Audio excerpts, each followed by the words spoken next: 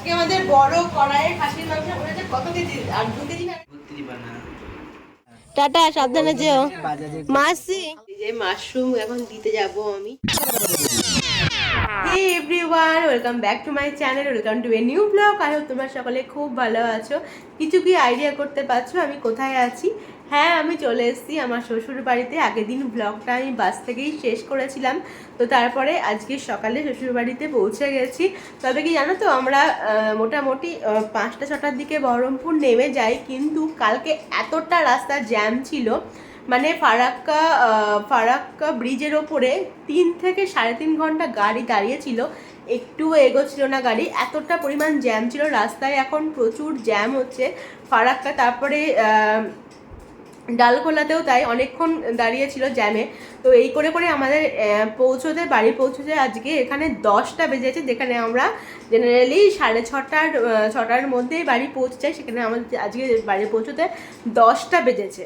অনেকদিন পর বাড়ি আসলে কি অবস্থা হয় সেটা তো জানো সেটা আর বলার কোনো ভাষা নেই তো সকাল থেকে অনেক কাজকর্ম হলো আর আজকে মেন দুটো কাজ হচ্ছে সেটা হচ্ছে একটা ফ্রিজ পরিষ্কার করা হয়েছে আর সেকেন্ড হচ্ছে যেটা হচ্ছে চিমনি বসা করা হয়েছে এই দুটো মেন কাজ করা হয়েছে তাছাড়া তো ঘরের সমস্ত কাজ আছেই তারপরে ঘর পরিষ্কার রান্নাবান্না খাওয়া দাওয়া আমি সেজন্য সকাল থেকে ব্লগটা শুরু করিনি আমি ঠিক আছে এগুলো তাড়াতাড়ি করে মিটে যাক তারপরে স্নান টান করে একটু বসে তারপরে আর কি ব্লগটা করবো সকাল থেকে এই সমস্ত কিছুই হচ্ছিল তারপরে অনেক কাছাকাছি ছিল সেগুলো কমপ্লিট করা হলো আর আমাদের এখানে না সকাল থেকেই বাজনা বেজে যাচ্ছে কারণ আমাদের সামনে মন্দির আছে তো সেখান থেকেই সকলে অনেকেই আর কি বেরোবে হচ্ছে তারকেশ্বরের উদ্দেশ্যে বাবার মাথায় জল ঢালার জন্য আজকে থেকে যাত্রা শুরু করবে তারপরে একদিন পায়ে হেঁটে গিয়ে তারপরে বাবার মাথায় জল ঢালবে তো সেই জন্য সকাল থেকেই বেশ বাজনা বাজছে একটু পরে তোমাদের দেখাবো যে সবাই খুব ভালো লাগে দেখতে যে সবাই একদম সুন্দর করে বাঘ টাক তৈরি করে তারপরে বাবার উদ্দেশ্যে রওনা দেয় সেটা তোমাদের একটু পরেই দেখাবো যখন তারা রওনা দেবে তখন তোমাদের দেখাবো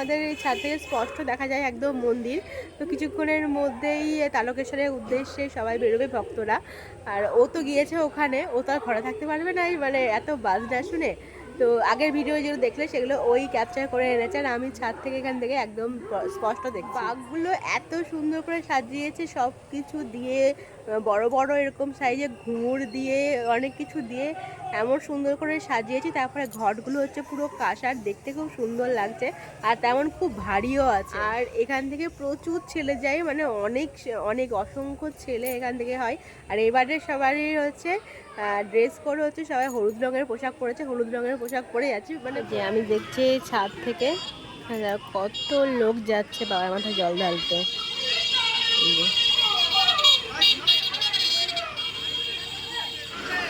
এই যে এখনই বেরোবে বাঘ সবাই নিয়ে নিয়েছে ঘাড়ে খুব সুন্দর লাগছে মানে এত সুন্দর একটা আওয়াজ হচ্ছে না আর এই যে স্যার ঠিক এখানে দাঁড়িয়ে আছে এই যে দাঁড়াও এখানটায় হচ্ছে স্যার দাঁড়িয়ে আছে ওই যে এই যে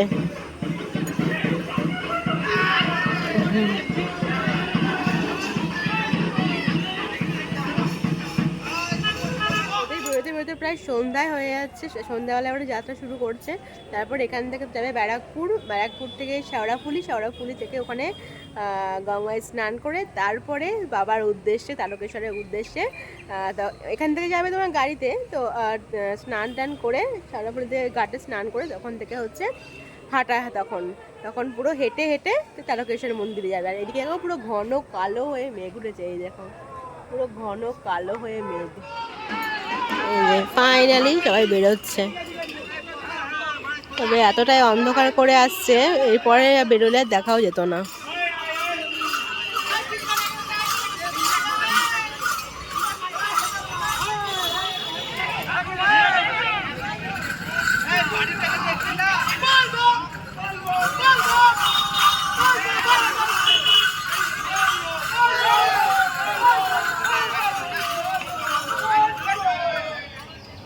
জয় শিবশম্ভু।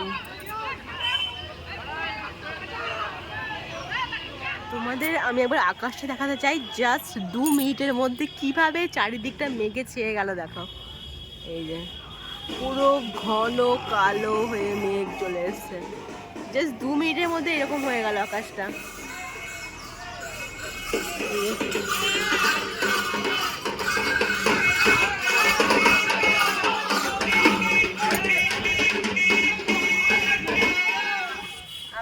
নিচে যাই, দেখো পুরো অন্ধকার হয়ে গেছে, যদিও মেঘের জন্য অন্ধকারটা, আর ভীষণ সুন্দর হাওয়া দিচ্ছে। তো এবার আমিও নিচে যাই, একটু মানে একটু এখনই বৃষ্টি চলে আসে মনে হচ্ছে।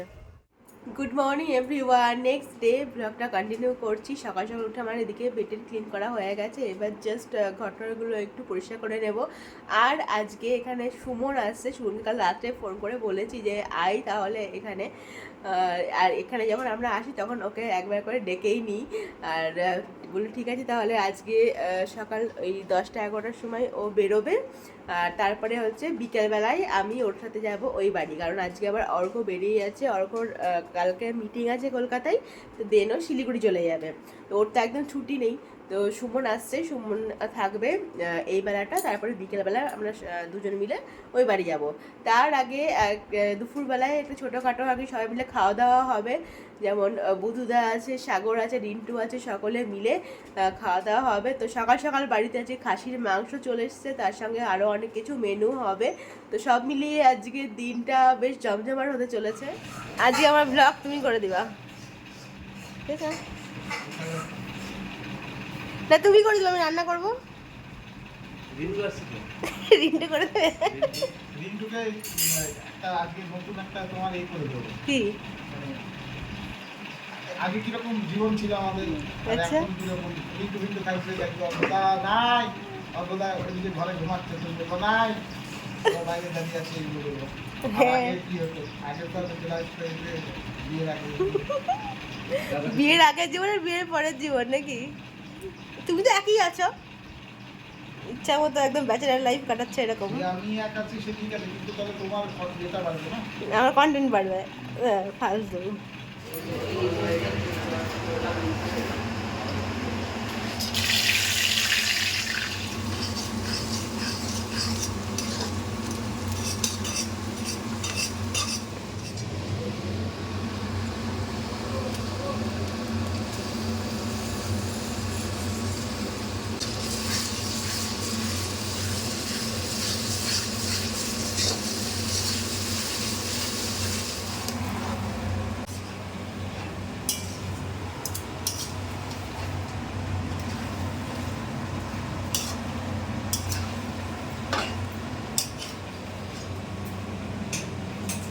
আজকে আমাদের বড় কড়াইয়ে খাসির মাংস করেছে, কত কেজি? আর 2 কেজি না 2.5 কেজি আজকে? আড়াই। আমাকে ঠিকঠাক আসছে, দূর থেকে নাও তো, একদম মুখের মধ্যে ঢুকিয়ে দেবে। 2.5 কেজি আজকে বড় কড়াইয়ে খাসির মাংস করেছে। এদিকে আমি খাসির মাংসটা কষাচ্ছি, আর সুমনকে ফোন করলাম, ও আর কি বেরোয়নি মনে হয় এখনো, বেরোবে একটু পরে। আর বড় প্রেসার কুকার, বড় কড়াই আজকে। আর আজকে মেনুতে কি কি আছে মা বলো? এদিকে খাসির মাংস হচ্ছে, আর হবে মুগের ডাল, পাঁচ তরকারি, আর পুইডাটা, তারপরে তোমার কুমড়ো সবকিছু দিয়ে একটা পাঁচ তরকারি, আর হচ্ছে আমড়ার চাটনি, আর পাঁপড় ভাজা। পাঁপড় ভাজা, ডালের সঙ্গে একটু পাঁপড় ভাজা থাকবে। তো এই হচ্ছে আজকে আমাদের পুরো ছিমছাম মেনু।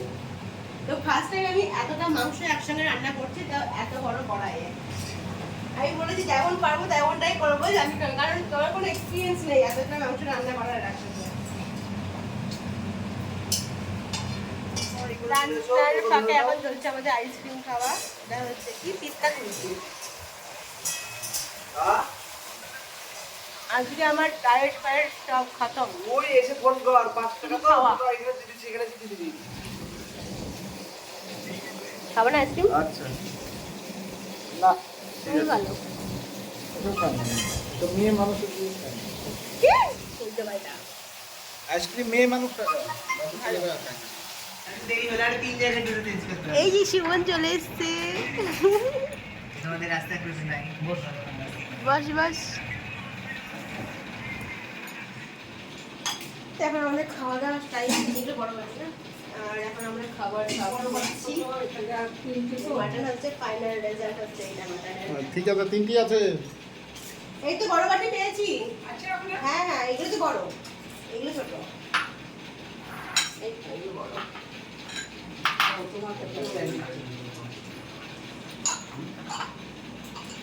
আমরা বসেছি ফার্স্ট আর লাস্ট, এই দুটোই। খাওয়া দাওয়ার পর এখন আমাদের কোল্ড ড্রিঙ্কস খাওয়া হবে। দাও সুমন কাকে দাও, সুমনকে গ্লাস আমি দিয়ে দিয়েছি। তোর এই বালিশটা ঠিক আছে, কিন্তু ওই বালিশ দুটো খুবই উল্টো। ভর্তি বানা। চলো সন্ধ্যা তো প্রায় হয়েই এলো, আর রেডিও হয়ে গেছি। আমি এমনি একেবারে স্নান টান করে জামা টামা পরে রেখেছিলাম, তো রেডি হয়ে গেছি। ব্যাগটা এখন সুমন নিচে নিয়ে যাচ্ছে। আর অর্ঘ্য এই 2 ঘন্টার মতো পরে বেরোবে, ওর যেহেতু বাস আছে কলকাতা যাওয়ার, মিটিং আছে কালকে। তো আমি তাড়াহুড়ো করে সব কিছু গুছিয়ে নিয়েছি, আর এখন চলো বেরোই। ছোটগুলো হয়েছে না, টাটা, সাবধানে যেও। বাজাজে মাসি দেখা হচ্ছে ঠিক আছে বাড়ি গিয়ে সব গুছিয়ে নিও সব। হ্যাঁ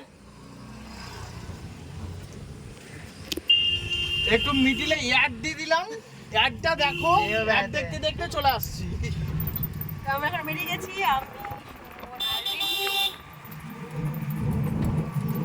আমাদেরকে রেখে এসে তারপরে আবার অর্ঘ্য যাবে বহরমপুরে, এই গাড়িতেই করে ও বহরমপুর চলে যাবে। বহরমপুর থেকে ওর বাস ওই 11টার দিকে, মনে হয় 10 থেকে 11টা হবে, ঠিক আমি জানিও না, এরকম টাইমে আছে। নিচের দিকে দেখ। আকন্দ ফুল তুলে বেড়াচ্ছে, আকন্দ ফুলই নাই। ওই সময় গিয়েছে কত দূর আকন্দ গাছে রেখেছে।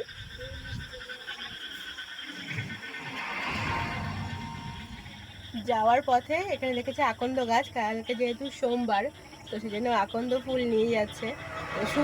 সুমন খেয়াল করে যে এই গাছে আকন্দ ফুল আছে। তো বেশি নেই, ওই কয়েকটা মতোই আছে, যেটুকু আছে সেটুকু যদি পাওয়া যায় তাও ভালো। বুঝেছিস?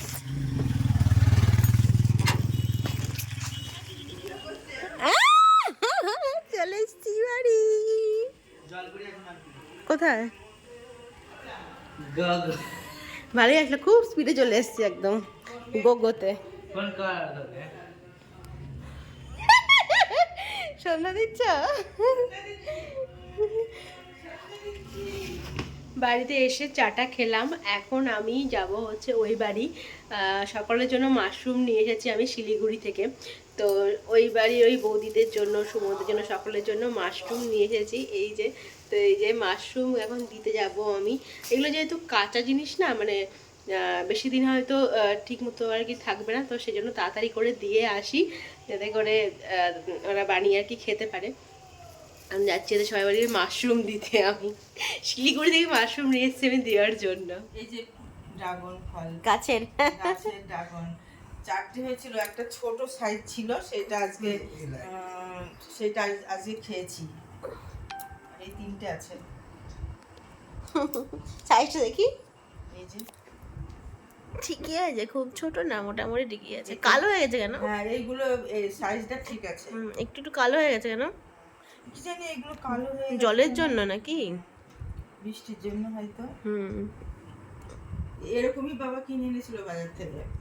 তোর বাবা একটু আগেই ঝমঝম করে বৃষ্টি পড়ছিল, তো আমি গিয়ে মাশরুমটা জাস্ট দিয়েই চলে এসেছি। বসাও হয়নি, একটুখানি গল্প করাও হয়নি।